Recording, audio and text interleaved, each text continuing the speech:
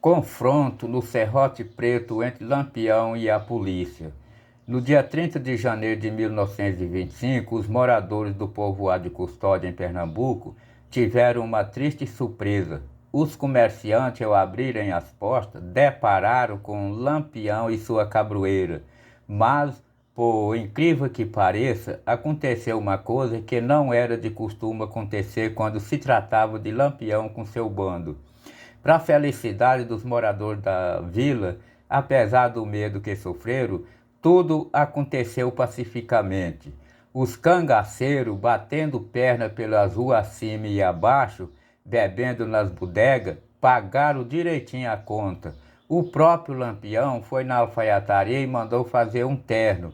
E, enquanto o pedido ficasse pronto, Lampião se retirou e foi passear pelas ruas quando deparou com uma estação telegráfica. Com essa descoberta, o rei do cangaço não conteve a tentação de mandar um telegrama desaforado de cento e tantas palavras ao Dr. Sérgio Louredo, o então governador do estado.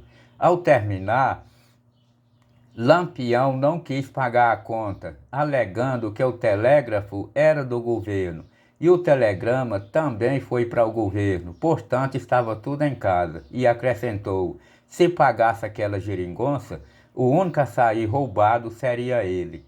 O comandante, com 6 soldados, com a chegada de Lampião, fugiu pela porta do fundo da delegacia e fez muito bem, pois seria uma loucura ele, com meia dúzia de soldados, enfrentar Lampião, rei do cangaço, com 40 cangaceiros.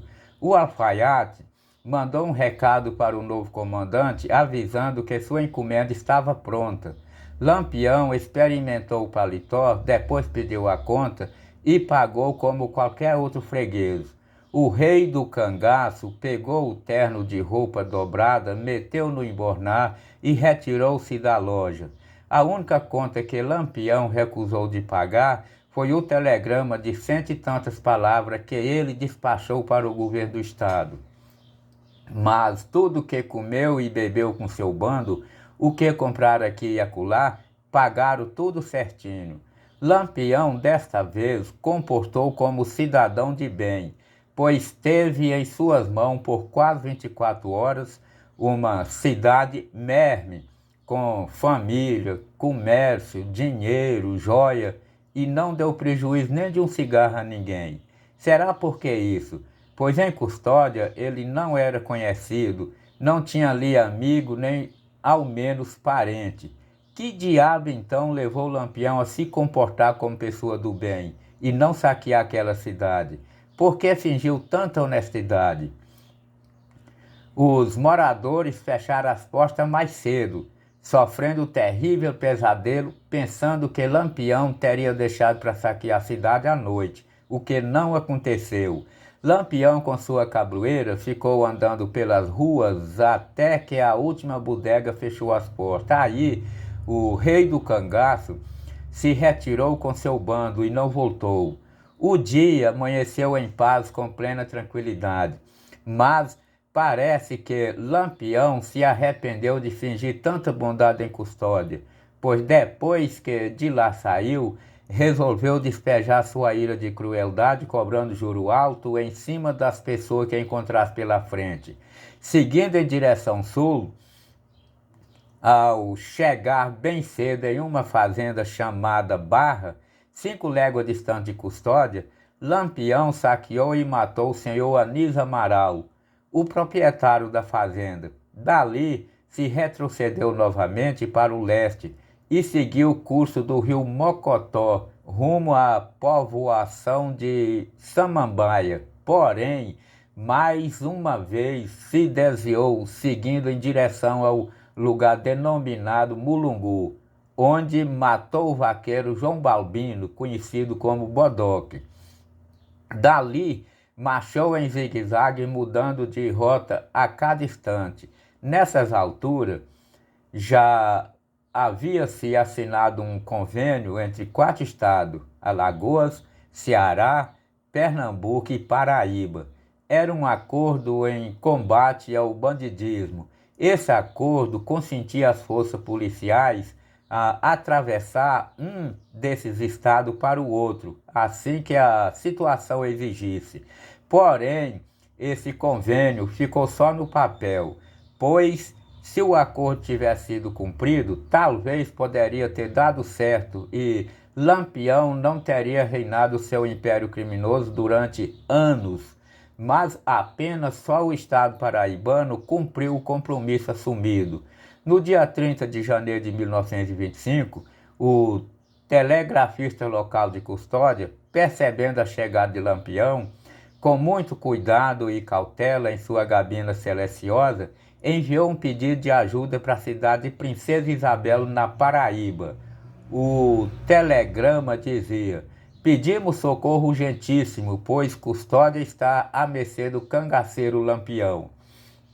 No mesmo dia, o coronel José Pereira Lima tomou todas as providências e fez seguir para o estado vizinho uma força composta de 20 homens, sob o comando do tenente Francisco de Oliveira. Essa força não levaria socorro à Custódia, pois ela fica a 14 léguas de Princesa Isabel. Qualquer que fosse sua sorte, claro, não chegaria em tempo para socorrê-la, mas sim a finalidade era colher pista do rei do cangaço com seu bando e persegui-lo para dar-lhe combate sem dó nem piedade. A força paraibana chegou em Custódia na tarde do dia 3 de fevereiro. Lá, o tenente Francisco de Oliveira, comandante da tropa, encontrou com seu colega tenente Joaquim Adalto, também da Paraíba, com uma força de apenas 18 soldados, o qual seguia Lampião a curta distância, mas em momento algum não atreveu a atacá-lo, pois seria loucura ele com 18 praças enfrentar Lampião com 40 cangaceiros fortemente armados. Era mesmo que assinar sua sentença de morte e também de seus companheiros. Agora, unido com a força do colega, o combate seria de igual para igual. Na manhã do dia 4 de fevereiro de 1925, as duas forças no comando do tenente Francisco de Oliveira saíram da cidade de Custódia no encalço de Lampião, que por onde passava deixava um verdadeiro rastro de maldade e destruição, matando, roubando e tudo mais. As forças partiram de Custódia rumo para Algodões, um povoado pouco mais de meia dúzia de casas, que fica a 60 quilômetros de Custódia.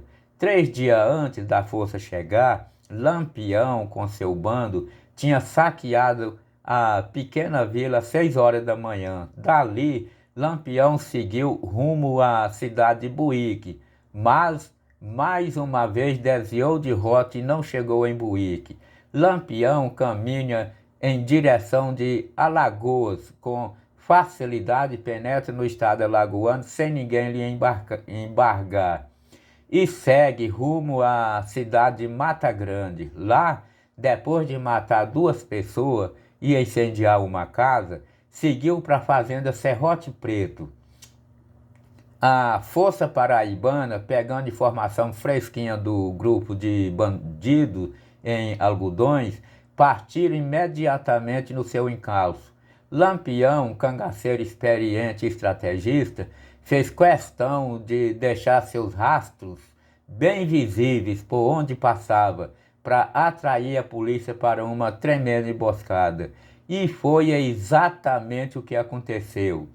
Nessas alturas, a distância que separava a volante de Lampião com seu bando era mais ou menos 4 horas de pé, onde Lampião com seus comandados passava pela manhã e a volante policial passava ao meio-dia. E assim foram policiais e cangaceiros se aproximando cada vez mais. A tropa paraibana, chegando na povoação de Gameleira, encontrou-se com a força pernambucana composta de 39 soldados, no comando do tenente João Gomes. O oficial pernambucano uniu-se com os colegas paraibanos, formando assim uma força de 80 homens, 77 soldados e os 3 oficiais. Então, os comandantes oficiais, João Gomes de Pernambuco, Francisco de Oliveira e Joaquim Adalto, ambos da Paraíba, saíram do povoado de Gameleira e marcharam na pista de Lampião, dispostos a lhe liquidar. As 3 forças unidas entraram em Alagoas entre 10 e 11 horas da manhã do dia 21 de fevereiro de 1925. A cidade de Mata Grande fica a distância mais ou menos 22 quilômetros dali de onde as forças estavam. E foi para lá que os 3 tenentes com seus soldados seguiram. A força paraibana já estava com 22 dias de marcha no encalço de Lampião, com seu bando. A tropa já sentia-se bastante cansada, porém, não podia de maneira nenhuma desanimar, muito menos desistir da missão. Tiveram informações por onde o bando tinha deixado a cidade. Por volta das 16h30, a volante policial saíram de Mata Grande na pista dos salteadores.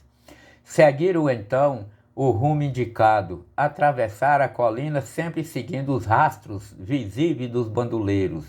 Na tardinha do dia 21 de fevereiro de 1922, aliás, de 1925, os 3 oficiais policiais com suas tropas chegaram na fazenda Serrote Preto. Parece que o rei do cangaço teria escolhido aquele lugar para brigar com a polícia, pois lá fez parada e armou uma emboscada. Botou uma retaguarda comandada pelo cangaceiro Livino Ferreira, seu irmão, enquanto ele, Lampião, fingia despercebido jogando carta com o restante do bando. Ao perceber a chegada da polícia, deixou que a tropa chegasse bem perto para pegarem de queima-roupa, como era de costume em suas emboscadas. Os primeiros tiros surgiram da parte do rei do cangaço com seu bando. O tenente Francisco de Oliveira, o paraibano, gritou: "Olha os bandidos, rapaziada!" E para dar exemplo, como louco, avançou na frente. Foi o primeiro a entrar na bala. Em seguida, seu colega Joaquim Adalto partiu para cima dos inimigos. Também entrou no tiro e caiu sobre o cadáver do companheiro. E aí, meu amigo, foi um tiroteio do diabo que durou mais ou menos 20 minutos. O comandante da Força Pernambucana, Tenente João Gomes, com sua gente, mantinha na retaguarda. Quando viu o pau cair a folha lá na frente, permaneceu onde estava. Ele, com seu soldado, entrincheirou atrás de umas pedras que havia do lado direito do caminho. Também meteram bala para cima dos bandidos.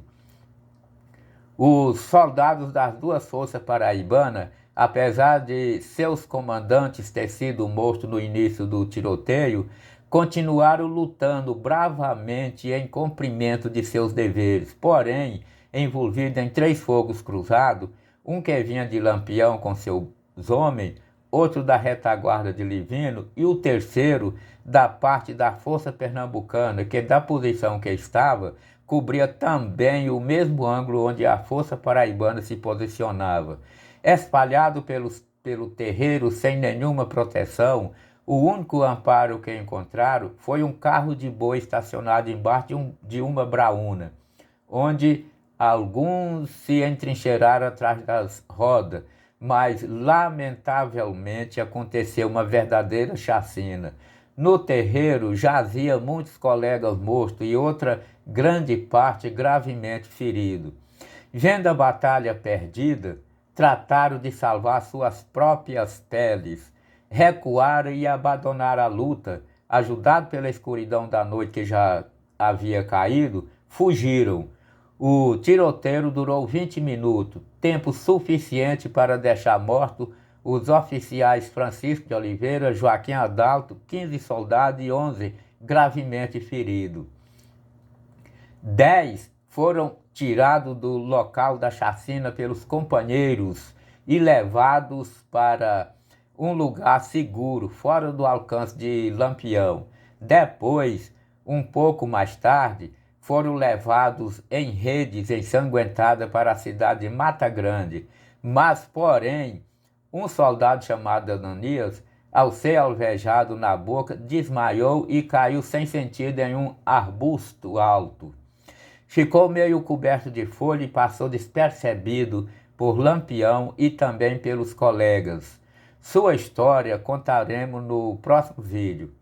4 soldados pernambucanos, infelizmente, morreram também. 3 morreram na hora e um ficou gravemente ferido. O pobre soldado, baleado no palco da tragédia entre a vida e a morte, na maior aflição do mundo, implorava por socorro invocando o nome de seu comandante, mas este, porém, de coração verdadeiramente duro, sem piedade e sem compaixão, não impostou nem um pouco em socorrer o pobre soldado. O sargento José Guedes, da tropa paraibana, vendo que o tenente pernambucano não dava a mínima importância de socorrer o companheiro, com o coração comovido de ver o sofrimento do colega de batalha, lhe chamou a atenção e disse: "Seu sargento, é bom o mais breve possível e socorrer o soldado, pois qualquer demora ele poderá cair nas mãos do inimigo e aí será fatal." Mas o tenente João Gomes respondeu: "O que, rapaz? Você também enlouqueceu?" E usou um ditado: "É tempo de Murici, cada um que cuida de si." E o pobre soldado acabou sendo morto pelas mãos do cangaceiro Jurema. Para os soldados sobreviventes na batalha, foi uma noite cansativa de muita correria para levarem em redes os colegas feridos para Mata Grande para serem tratados ferimentos da maneira que pudesse, pois a cidade era pobre, a respeito de saúde não tinha recurso adequado, sem nenhum hospital, tiveram que improvisar enfermaria para cuidar dos feridos. Na manhã do dia 22, os soldados voltaram na fazenda Serrote Preto para recolher e sepultar os corpos dos colegas mortos no confronto. Da parte de Lampião também morreram 3 bandidos. Ao entrarem na casa onde Lampião entrincheirou com seu bando e fez fogo contra Volante, encontraram mortos, estirados pelo chão, o cangaceiro Asa Negra, Corró e Guri. Os donos da casa, que felizmente não sofreram nada além do grande vexame, testemunharam, dizendo que alguns cangaceiros e o próprio Lampião sofreram ferimentos leves. O rei do cangaço, com 40 cangaceiros, enfrentou a Volante composta de 80 homens, 77 soldados e 3 tenentes, e mais uma vez saiu vitorioso no confronto, deixando mortos 2 oficiais, 15 soldados e 11 gravemente feridos.